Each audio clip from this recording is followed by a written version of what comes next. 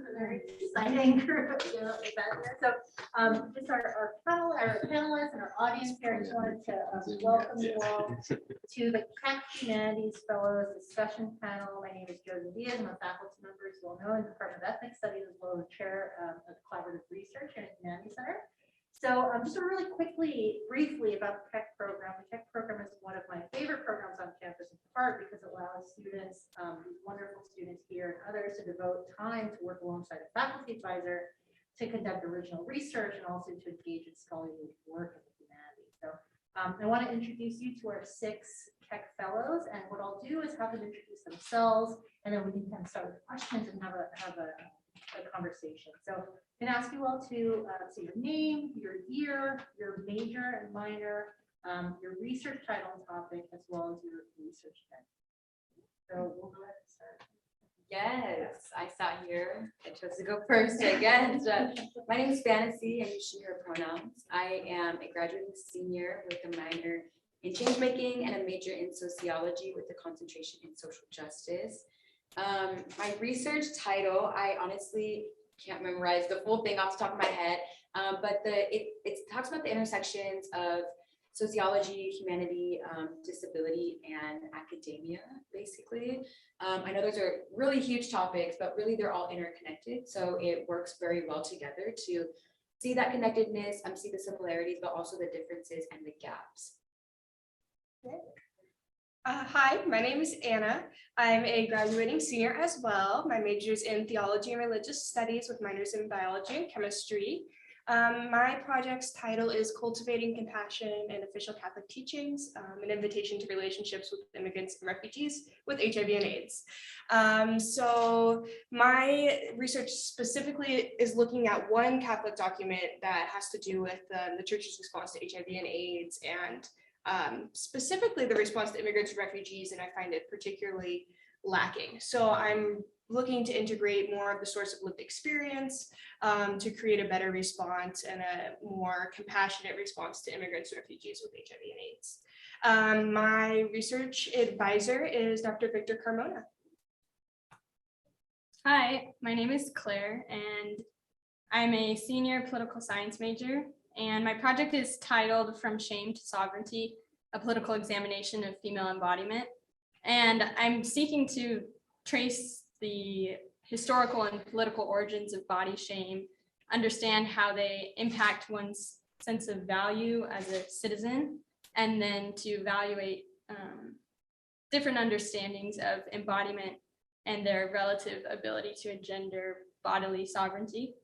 And my advisor is Dr. Karen Shelby in the Department of Political Science. I'm Bryant Patterson. I'm also a graduating senior. I'm a major in poli-sci and environmental science. And the title of my project, if I don't butcher it, is Burke to Balk, an analysis of the natural sublime and its representation in art. So I'm looking at the inception of the natural sublime with Burke's 18th century inquiry into our feelings of the sublime and beautiful, and tracing that through the art and the Romantic period that it helps spawn, with a particular focus on Arctic art and Arctic representations in literature. And then I'm going to work in some of my own photography at the very end to kind of tie it all together, see what kind of mediums can be used to represent the sublime. And my mentor is Dr. Clark. Thomas, a senior that's not graduating this semester though. My topic is cultural appropriation, looking at an independently grounded account, but basically trying to bolster the logic that goes into these objections to cultural appropriation. My mentor is Rico Monhay in the Theology and Religious Studies department. Hi, my name is Brianna. My major is philosophy, and I'm also majoring in theology and religious studies. I'm a senior, but I also will be here another semester, so I'm not graduating quite yet. And my project is titled Heavenly Bodies, and it's basically the intersection between gender expression and identity with the Catholic theological imagination, and looking at what it means to be human, especially like in a gendered way, and how that relates to what we consider God as in terms of a gendered way. And then I'll connect it all to how we represent this in art, especially like clothing and how like figures are clothed, what that kind of means for gender expression. Well, it's really wonderful to actually hear your projects develop. I remember hearing you all talk about it the very first week. I can hear you talk about it now. It's been really, really moving. Fantastic. So let's go ahead and start with questions, and we can also take audience questions as well. But my first question for you all is, how did you come up with your project idea, and how did you know the Keck Humanities Fellowship was right for you? I'll go back in order. You have a- I could start though, just in case we want to go in order. I did not share who my mentor was, and shout out to my mentor and advisor, Dr. Reifer, in the sociology department. That kind of ties into why I did the Keck Fellowship, why I did the topic that I did, and like why I feel like so supported moving along with my topic. So we both are in the sociology department, and Dr. Reifer has always kind of like had an eye out for like my potential and like my success, like before I even knew that, because as a first generation college student that just has imposter syndrome and doesn't really know how to navigate the college system, I feel like I didn't know where or how to believe in myself and like what I wanted to do. Really what was most salient to me is like my marginalized identities and navigating life and navigating campus with those marginalized identities, such as being a low-income student, being a first generation college student, having a disability, being a woman of color, and just like many more, but those are just always prevalent in my day-to-day, to where I was kind of like finding gaps, I was finding challenges that I had to overcome on campus, just in life in general, but specifically on campus. And I feel like we can all kind of attest that like college is kind of like a micro space of like the outside world and like reality and like outside of college and like campus in general. So I was kind of just always comparing my college experience to like how I'll navigate life in general as I come out of this privilege identity, but also like being a student, like what does that mean after the fact, and like how am I still incorporating things in the world as I am a student. So I've never done a research project before, and so this was newer to me. I actually did join the McNair Scholars Program. It didn't really work out for me at the time that I got into it, because again, like we all went through the pandemic and like things were changing, and I feel like that's where I kind of had more self-reflection of like what I actually want to do and what I want to leave campus with, and like what type of legacy I'm creating and what type of cultural shifts I'm creating on campus, because this is kind of just my main local area I'm focusing on to then do this outside of campus. But again, so like my lived experiences, my marginalized identities kind of just were shaping what I wanted to research on. And so like I had mentioned, the intersections of higher education, disability, and like ableism, and then also sociology. And so a lot of times when I would read like sociological papers, or like even like hear about other movements, whether it's the civil rights movement or the Me Too movement, or just any type of other social justice movement, I noticed there was like a lack of disability and like acknowledgement to even like different bodies and like different abilities, and even mental illness and mental health and like intellectual and non-visible disabilities. So not only do I experience forms of ableism and like disableism, but I notice that other people do as well. And sometimes people aren't always as vocal or as active, or don't have as much time and energy to like always fight these systems, you know? So like, I'm like, if I have time and energy and a platform to have a research project, let me do something I'm one, passionate about, two, like this is a real urgent issue, social justice in general, anything we can do towards justice is very important. And then my mentor, Dr. Reifer, is just like completely supportive of like anything that I wanted to do, but he did notice that like I'm super involved in the disability community, and just like exposing ableism on campus. I've been doing that since I was like a first year. So 4 years later, I'm able to like tie it into like my research. I'm also able to tie in research that is outside of this school. So looking at other universities and seeing what they do for their disabled students, how do they support them, where's the gaps in their universities, and how is it similar to ours. And to be totally real with y'all, like disability studies and just researching disability is so new. I mean, people with disabilities are not new. It's not like they're just born in 2000 and on, but like the research is new, the representation is new, the urgency to incorporate different marginalized communities is newer, unfortunately, as we like learn about intersectionality and just like the intersections of different identities. So I'm kind of rambling, but it's all very much interconnected, and I'm just super passionate about it, not only personally, but also like professionally. Like this is going to lead me into a career that I want to go into and different programs that I'm going to be looking for. So I'm just really passionate about disability studies in general, and I'm trying to incorporate that as much as possible, not only into sociology, but like other spaces and other topics.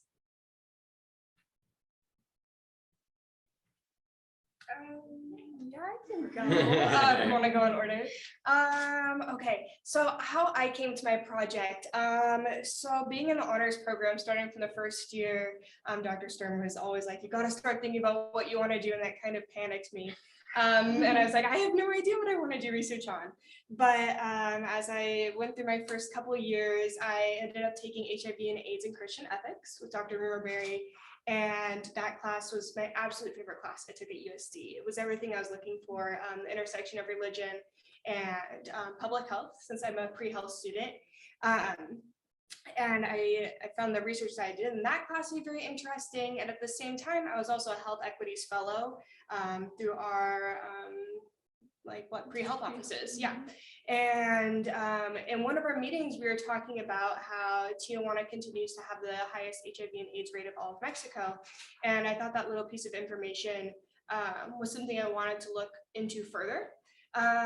So the combination of taking the class and then also being the health equities fellow, I decided that this was kind of the field of research I wanted to go into. I wanted to continue to learn more about religion and the intersection of public health.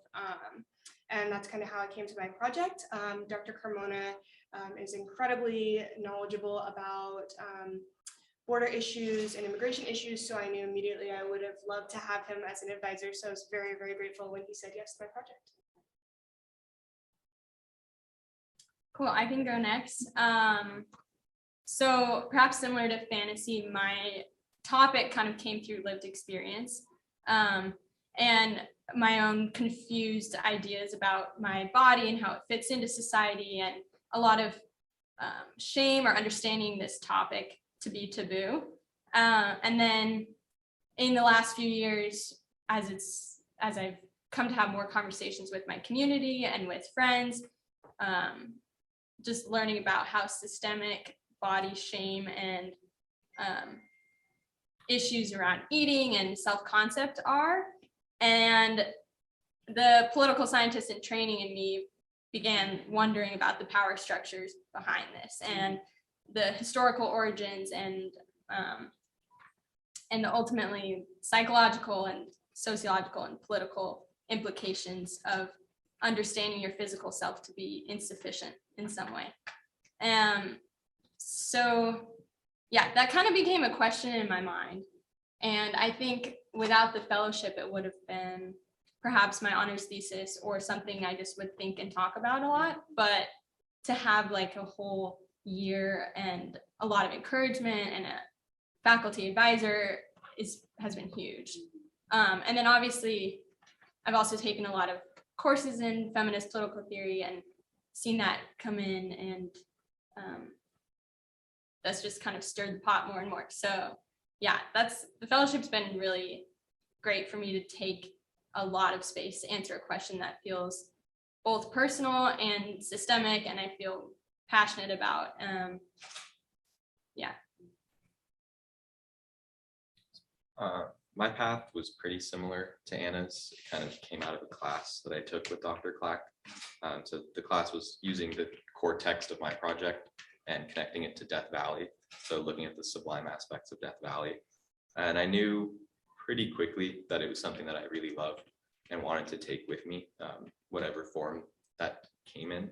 Unfortunately, COVID happened in the middle of that class. We didn't end up getting to go to Death Valley, but I got to spend the summer kind of living that text and seeing like what parts of the book I would apply to my life and being able to use the words and the language of Burke to enjoy my experiences more.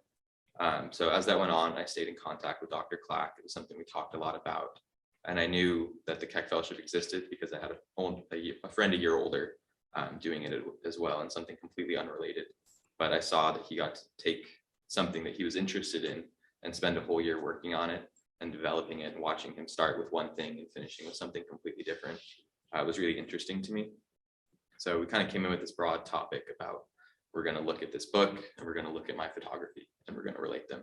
And along the way, it's developed quite a bit, amplified the amount of art that I'm going to use. And the fellowship has definitely allowed me to explore and tinker with it the whole way. I'm sure I'll be changing things until the very last minute, just because there's so much, it's so broad and it's so enjoyable. So much I want to include, just need to narrow it down. I've fluctuated on my topic a bit, but the one I wound up deciding on was cultural appropriation, which had obviously kind of come across in the media, I think, especially the last 5 or so years. It's grown popularity, but it was actually in a philosophy class that we read an article that was on cultural appropriation, and it was just 1 week that we were talking about it. But I thought it was super interesting, and honestly didn't agree with what the article had to say. And so I was looking for an outlet where I could go and explore this question further. And yeah, the fellowship kind of provided an opportunity to do that and then organize the set. So when I first saw advertisements for the program, so I was like, oh, it's kind of interesting. And I knew last year I was thinking about what I would want to study for either my honors thesis or just any other research program that I was going to do. So then I just kind of when thinking about a topic, just thought about what I liked and something that I wouldn't get tired of continuing to study and learn more about. So for me, that's art and fashion. Those are 2 topics I'm not going to get tired of. And I wanted to figure out how I can make them relevant to my majors of philosophy and theology. And I already kind of think that any creative human activity has some kind of philosophical or theological importance. And I know some people mentioned classes that they've taken at USD that have impacted their research. So the first theology class I took at USD was with my mentor, Susan Babka, and it was art, creativity, and the sacred. So it was just kind of thinking about vulnerability and empathy in art and what that means when we're thinking theologically. So I spoke with her to just kind of brainstorm my ideas, and that's why I also just did a lot of personal research, and then it just dawned on me I wanted to combine gender expression, theology, and art, specifically clothing, because you clothe your body and that's how you express your gender. So it just kind of came together like that. But then this program seemed to work for me because it was interdisciplinary, and I knew that I'd be drawing from a bunch of different fields. And I like that it's giving me a lot of flexibility to just kind of work with my mentor, who I already had a really good relationship with. So for me, everything just kind of fit. Well, it sounds a lot like each of you were involved in your topic in some form, right? Whether it was a class or personal experiences, and the program allows you to delve deeper into those things, right? So I appreciate you all kind of talking through that. And so my next question has a lot to do with what Brianna actually mentioned, which is the notion of interdisciplinary. Right? So for each of you, what are the interdisciplinary humanities? I need to think through with your own project. Brilliant.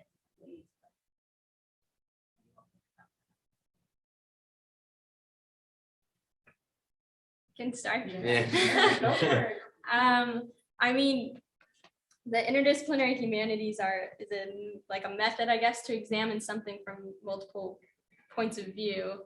And for my project, this has been really significant because I think it would have been one thing to examine the female body as a legal entity and trace it that way, which would have been very interesting and honestly perhaps easier. But to get a full picture of a life, it's like absolutely necessary to look at the political, the psychological, the philosophical, and I mean, I'm relying on a lot of literary texts and poetry as primary sources, and so yeah, being able to do an interdisciplinary project has been hugely enriching, and I think the only way I would have wanted to ask these questions. Yeah, I think I like the description of a way of approaching questions and research, because I think it really dives to the why you're doing something. Like, it's one thing to, stay in a lab all day, do really important research that way, but I think the humanities allows you to take that kind of stuff and maybe boil it down in a way that more people can understand or more people can apply to their lives. And that's really what I'm hoping I can give with my presentation and my final project, is take this thing that I've loved for a year, apply it to some other ways that maybe people will find like it'll resonate with people, and then they'll take it and apply it to their own lives. I think the division between like each subdiscipline within the humanities isn't as set in stone or clear as might be thought. And so like with my topic, especially cultural appropriation, like a lot of the literature on it has come from other areas. And so I'm trying to kind of reconcile those different disciplines with philosophy and how this concept can kind of be grounded within a more rigorous theoretical background. Similar to what other people have said, looking at one topic from multiple perspectives kind of offers, like, I think, a more full understanding of the subject. It helps you probably like pull out more interesting details that you wouldn't have thought of if you looked at something just sociologically or just theologically. So for my project, I'm pulling from like philosophy, but also like theology, which are similar, but also quite distinct. And then also like sociology and a little bit of like trying to look at art in a theological way.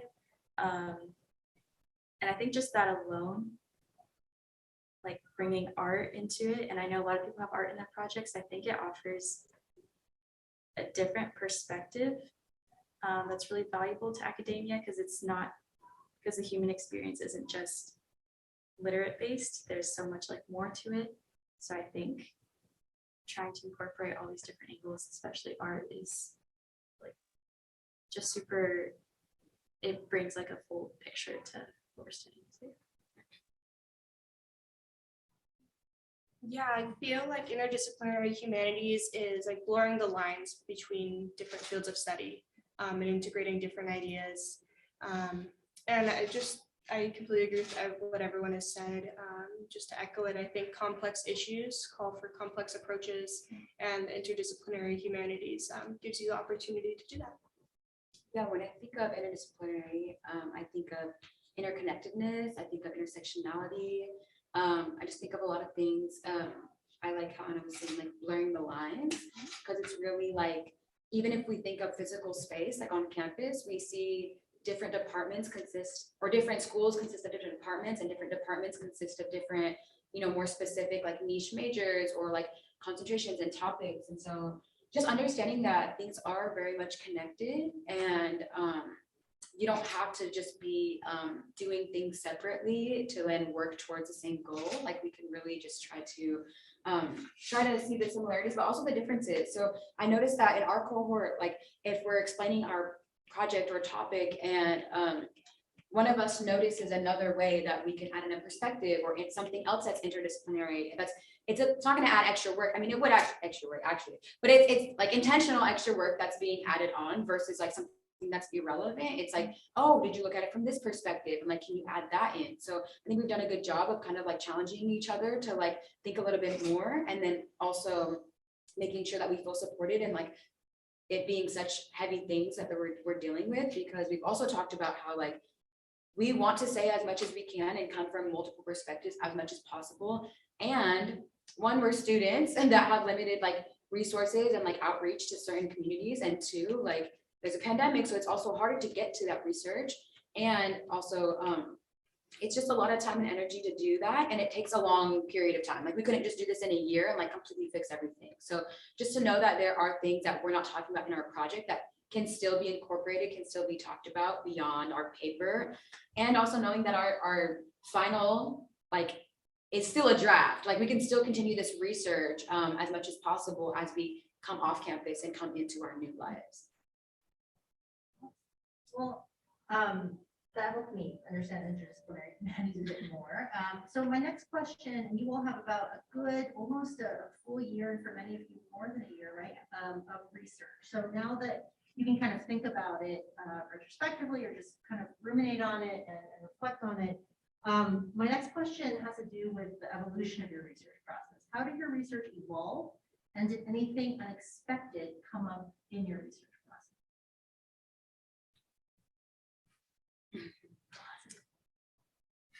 I feel like every day, literally every day, it is changing. Every meeting, we have like something else that we're like bringing to the table or we're taking away from the table. So I can't really iterate enough. Like I never had done a research like proposal or project before. And so understanding that this was just more than like a class assignment, like this was like just it's like a notch like more than that, you know, it's going to different academic publishing and just a little bit trying to be the best of the best with like the knowledge and the resources we've had over the past 4 years in undergrad. And so I've just really been trying to utilize the support systems that I have so that I don't feel overwhelmed with how much things can change. So for example, like I've said, like disability studies and kind of like bridging the gap in sociology when talking about disability is really, really new. Like even in the past 2 to 5 years, I would say, especially with the pandemic, kind of exposing people with disabilities issues at a much more exorbitant like amount. Yeah, it's been a lot to know that like things are changing in my project. I'm supposed to be like concrete in my project, but in reality, like things are still up in the air, and like researchers are still trying to come at this certain topics in all different types of ways, or even like retract information like, okay, we actually want to talk about something different or more connected. I don't know. So for me, it's kind of been a little bit overwhelming to know that there is so much out there. And it's also like gives me a sense of like hope and optimism because like people are trying to produce as much of their personal opinions and like professional expertise on these issues that I'm studying. So I really commend and appreciate the work that's already been done so that I can utilize it and also appreciate it and celebrate, and to understand that like there's a new perspective coming in with like a new generation and a younger age and like the intersectional perspectives that aren't being talked about. So like how can I continue to change the narrative that's already like been around and been there, especially in the sociology department. It's usually we're trying to be progressive and, you know, like we have the answers to all the justice stuff.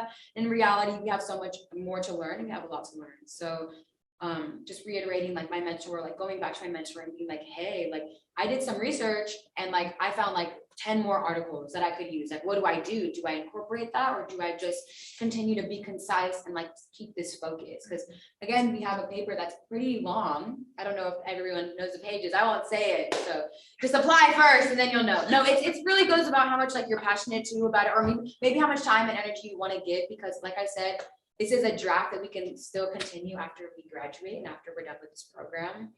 But yeah, every day, every month, it kind of evolves. Right now, I am kind of getting more into like a focus, so it is helpful. And in that sense, like whether it's in my footnotes or in like more of like a disclaimer or like personal statement in my paper, I will acknowledge that this is changing, this is evolving, my topic's evolving and changing, and there's so much more that I would like to talk about. But for the sake of time and energy, like it's just not going to happen right in that paper. But yeah, and then just relying on like the cohort as well. I forced them into a group chat. I'm just kidding. We made a group chat and like I'm like we're talking in it, and it's just really helpful to be like, hey, what are y'all doing? Like, how is it going? And it's nice when we're all kind of in a similar boat.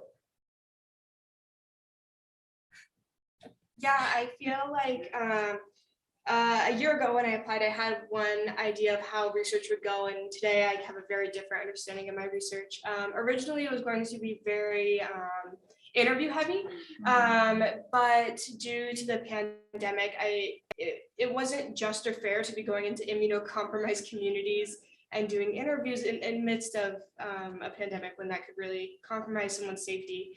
So instead I had to transition the research to more of a literature based project, and that still has been very, very rewarding. I never would have thought this is where I would have ended up. But every time I think, oh, I understand my project now, there's always something new that gets incorporated in and something changes. And so it keeps things exciting. And yes, I don't know where I'm going with that. So that's, yeah. Yeah, I think I began last spring when I was applying with a pretty like amorphous idea and sense that I wanted to look at the female struggle with body image, and I knew it was political and I knew it was important, but I had a lot of ideas and not much structure.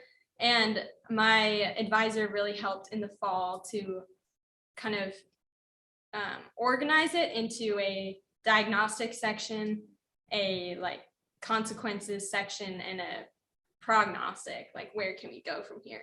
And that general structure has stayed with me throughout, so that's been nice consistency. What has changed is like a lot more text coming in and needing to, as you discover new things, it's like, oh, I have to incorporate that somehow. So that original like timeline and list of text I was going to use has changed a lot. I also remember as part of my proposal, I wanted to have, a whole interview, like qualitative research coming in, and I wanted to do a film component. And I think that is going to be punted to my honors thesis this fall. And I'm just going to focus on the kind of literary review and my analysis of the like literary landscape. So that's been a definite change as things have progressed. Other than that, that initial structure has been really helpful for me. Yeah. I haven't thought about my original proposal in a while, but I definitely wanted to focus on like the US and beauty and sublimity in like US national parks. And then I think early in the semester, we were doing a lot of the background research. I was just reading like the foundational texts I was going to use or reviewing them if I'd read them before. And I found this painting that I had loved in Europe the last time I was there. And I found it again. This time I remembered who it was by, or like I wrote down who it was by. And then that became a huge component. Like the artist became a huge component of my project. While all that was going on, the books I kept being drawn to were all about ice, were all about the Arctic, like that sense of exploration. And so I think instead of keeping it as broad as we originally intended, we decided to dive much deeper and really just focus on, the sublimity manifesting itself in one kind of landscape. And that's been really fun because I got to dive way farther into something that I really knew nothing about, because this is so far out of both of my majors. It's been really nice to just research something that's fun. Yeah, I think specificity is huge. I started with a much broader question and like wound up completely kind of moving on to the next thing that just felt much more manageable. And I was dealing with 10 years worth of literature versus 400 years worth. So I think that was huge for me. I think Claire said a lot of things that I resonate with. For my research, when I originally applied, I had a good idea of what I wanted my structure to be, like a very, very chronological order, and I felt like I could envision how I wanted to connect dots in between each subtopic in my larger topic. But then as I actually started reading and doing research, I found that there's so many more little details that I could just find more text on and just read into. But then there's also kind of underlying connections that I didn't really think about when I first wrote my original proposal. So working with my advisor has been helpful because she's kind of helped guide me in deciding what details are important and what details I can save for later and look at another research project. And also just kind of figure out how I can still bring to light some of these undercurrents, but still make sure I'm not trying to bite off too much and be too ambitious. mean, it's not a lot of like honing it, right? You know, starting over here. And so this next question has to do with the structure of the fellowship. How has the structure of the fellowship helped or perhaps even challenged? The amount of time is like a double-edged sword. Really fun to be able to start somewhere and then end somewhere completely different, driven almost entirely by what I enjoyed and what I wanted to do. So that kept me going the whole time. But on the flip side of that, I got to read so many things that led to so many other places. So I have a list a mile long of like quotes that I would want to include or things like that, that, you know, maybe they worked for the desert or certain national parks at the beginning, but now I'm not going to include them. And so that was, it's hard to, you know, say goodbye to some books or some things that I really enjoyed. Keep them. Well, yeah. So that was part of the really enjoyable aspect of the journey, that, you know, I read all these things that I wouldn't have otherwise read, even though they're not going to make it in the paper because of just the amount of time I had to shift directions. Yeah, I think the amount of time allotted is, like you said, double-edged sword. Of it's nice to know you have so much time, but because of that, you're also, you know, the sense of urgency isn't always there. And so I think like one thing is huge is like establishing deadlines and working with your mentor to kind of put that in place, and you gotta have some consequences along the way of, if I don't have this done by here, then things aren't going to be coming along the way they need to be. So I think that's huge. It's just time management and setting boundaries. The time management has also been kind of a challenge for me, but I am very passionate about my topic, so it's always like something that I know that I like love pursuing. And Thomas is right, like there are consequences to not doing your work at a certain time. So it's nice to know that there's always a little bit of leeway, but yeah, working with my advisor has helped a lot, and just making sure that I do what I need to do and stay focused on this project, and realize that like if there's other stuff I want to explore, I can at a later time. And I think, yeah, I think having a year to do this research, even if it's not gonna all be in my like paper or like trackable presentation, I feel like I have just learned a lot about something that I'm really passionate about, and it's just been really awesome. Yeah, I'm like cracking up here. Thomas, that's so, because like it's just like so real, like really, honestly, like it hits too close to home at this point. We have like 3 to 5 weeks to like really get this together. So I just think it's in like actually just 2.5 actually. No, so like Brianna said, though, I'm so passionate about my topic to where I've never like lost sight of like, I do not want to do this. Like it's never felt like homework, like daunting in that way. But like transparency, it is sometimes daunting because I'm like, I feel guilty because I'm passionate about it and I like love it. I want to do it. But then I have all these things like in real time, such as making it to class, such as like doing a student org. Like it's kind of like I'm having to sacrifice some things that like I wasn't used to sacrificing before. And I think that's a part of growing up. I think it's a part of being an older classman. It's a part of graduating. It's a part of like finding out like your niche and like your topics and what you're passionate about and what continues. And also knowing things are interconnected. So like Brianna said, even being like, I can do that maybe at a later time, or, you know, I can do it, but like minimally, or like, you know, just kind of like finding boundaries for yourself as well. I know that not everyone has this experience, but like I was in the McNair's, I'm also in McDonald's Scholar, but I'm in the McNair, I was in the McNair scholarship program, or, you know, research program. And it was during the summer is what you really have to like focus on a research program. And then you kind of have the year to like apply to like grad school.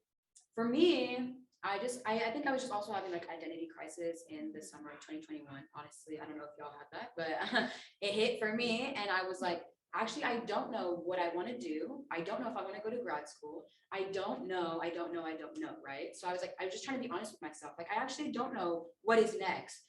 But what I do know is like, I want to find opportunities to just have that support. And for me, the timing was really important. So it's not like the McNair scholarship wasn't, or program wasn't really for me. It was just like the timing of it wasn't correlating with like my mental health and like the timing that I needed for myself, for my self-care. So as much as it seems like a long time, like a year to do this research, it does come up quick as well if you don't practice that self-discipline or the boundaries. And so I was really appreciative that like, like Lindy and Dr. Dias had been like, where's the research? Like, give me the, the deadlines, like, and it's kind of, I was never used to having a project or like, present or any type of thing like that without deadlines.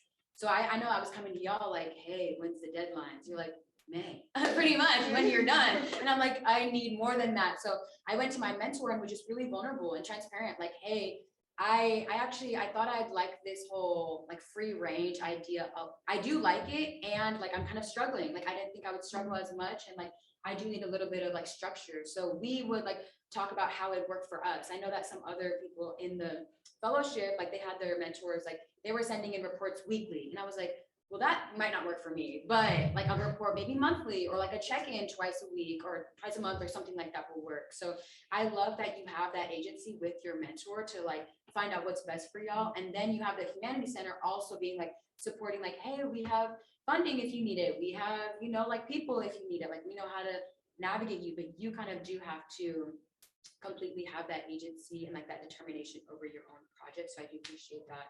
And just like the logistics also of like being able to take this research project and take credit for it. Like I don't know if that is talked about as much. And I know some things like don't need to be an incentive to be in this program because in itself, it's already super awesome and beautiful to do your own thing. But to be able to have like class credit that you can like set time aside for, or even like not have to take another class to where it like pulls you away from your research. Like I'm trying to do the most to kind of be focused on what I need to do to graduate and like finish the projects that I have.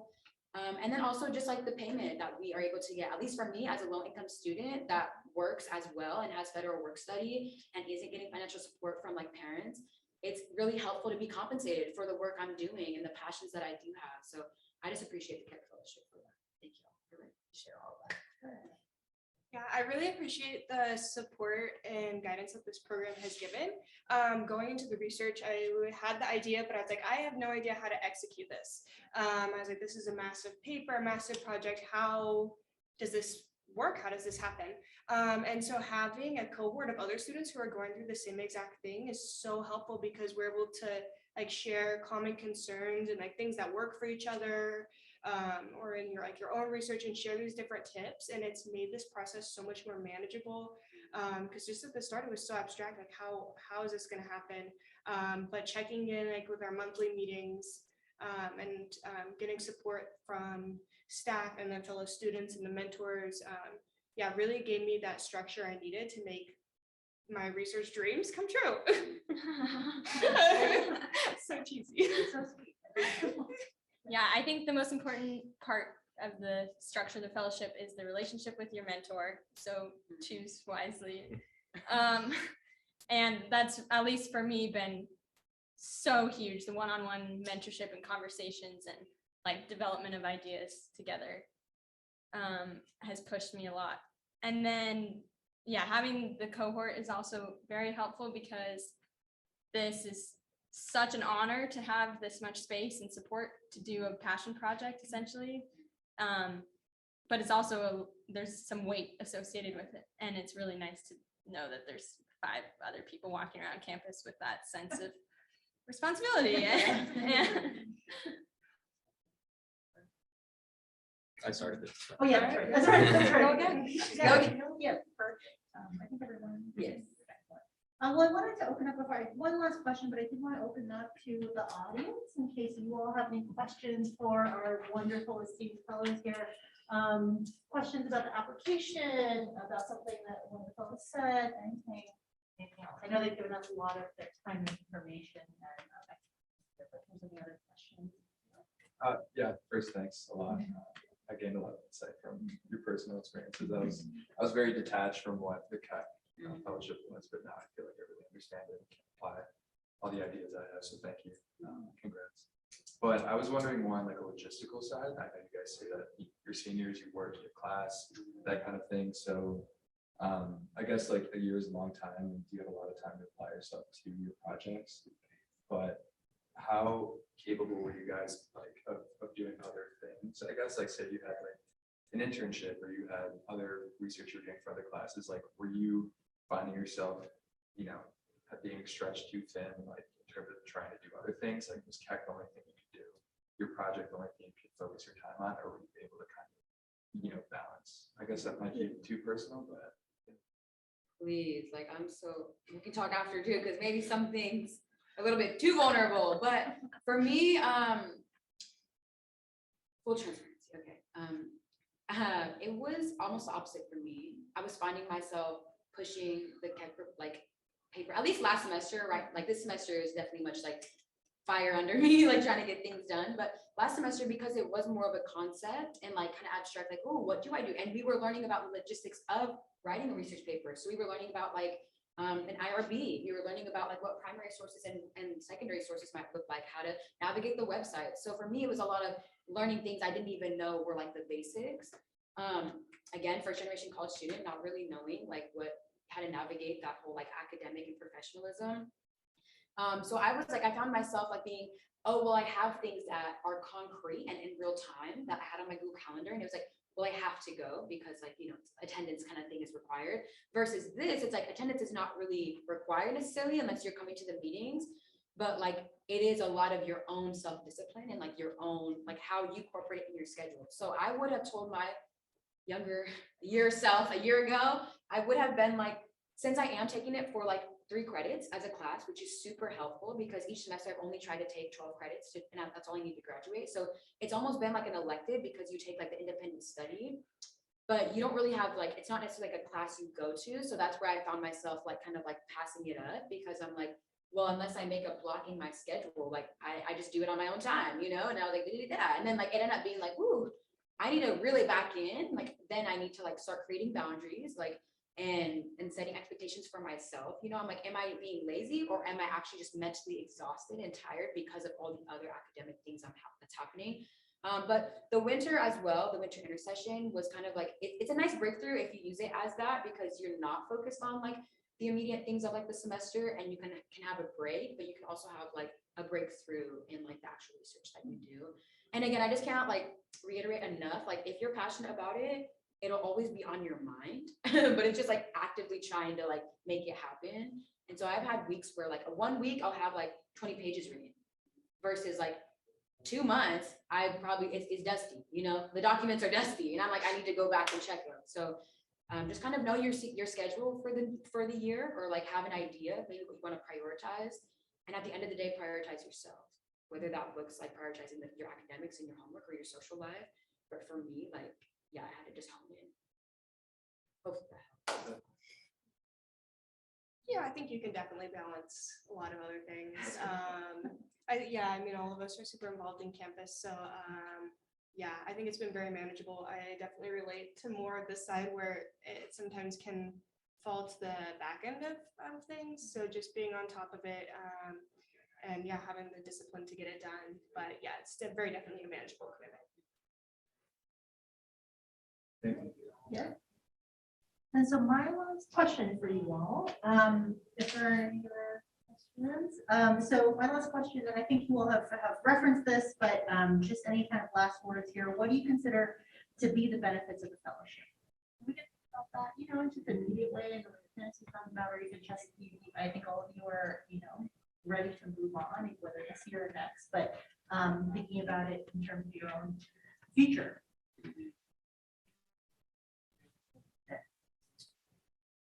I think Claire described it well as like a passion project it's a very facilitated passion project. Like this is something that I never would have looked into anymore. You know, I would have read this book and then gone on to enjoy the stuff that I had read in the book and maybe found it in some other places, but I wouldn't have read as much primary literature as I did, or like even known that there was so much to read about this thing that I'm so passionate about. And it's opened doors as well. Like I'm going to be around next year, hopefully doing more of the same stuff in the Humanities Center. So I think it's just been such a cool, organized way of having an unorganized Right. passion for something. Yeah, for me, I think it's been really awesome to like have people and space to like legitimize my passion and the work that I'm doing already.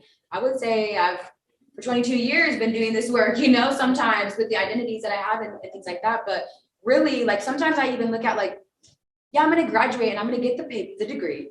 And what else? You know, like what does that mean? Like genuinely, like how do I continue after? So then having something like this where it's connected, like I have this project that's not only going to be at USD and like going to be distributed and people can look at it for reference or for like academic, you know, expertise. But I can also take it off campus and be like, this is what I did for university. And it's for me, it's like all encompassing a lot of my 4 years I've done here. So it's almost like a stamp and a marker of like, I did that, you know, like it's like a legacy that I'm able to leave with. And similar to what has been said, like I probably wouldn't have done this research if it wasn't for the support and the guidance of the Keck Fellowship. Like I would have just been like, maybe later, or like maybe if I become a sociologist that wants to do this, or like when I graduate, like just making it seem a little bit more far reach than it actually was. Like it's actually accessible as a student to still be legit and expert and to be like validated in the work you do. Yeah, I think this program, the benefit like currently is like the support that you get. I talked about that earlier, and having an amazing cohort of other students and getting to see their work unfold. But one major thing for me has been how it's helped with like professional development and the opportunities that have come from my experiences with this. In a recent interview, I was able to talk about my research and my work through the fellowship. And I mean, it's really how you like sell yourself and present yourself, but really talking about like everything I put into the Keck Fellowship. And now I'm very excited to be signed on with JVC next year, Jesuit Volunteer Corps, and I'll be working in a medical clinic directly with patients with HIV and AIDS. So this is exactly what I wanted to do, and having this fellowship help support my research over this last year has led me to my future. So I'm very, very grateful for everything that this program has done. You heard it here first. Yeah, you That's did. it. There we go. Thank you. I think there's certainly a lot of benefits. There's like logistically like a stipend and then like money set aside for research. But I feel like this whole program was a really good like environment to learn and make mistakes in. Because I think all of our research has kind of like changed, but we've all kind of like changed with it and like learned a lot about how we want to be an academic and like what works for us, what doesn't. So just being able to like have a cohort that we can like talk to and relate to, or just like know that someone else is like in solidarity with us during this like year-long project, and then like looking to our own mentors, but also like Dr. Diaz and Lindy at the Humanities Center. Like that sense of support really, I think, has made at least me, make all of us feel like comfortable in pursuing what we like and knowing that like if we need support, we can.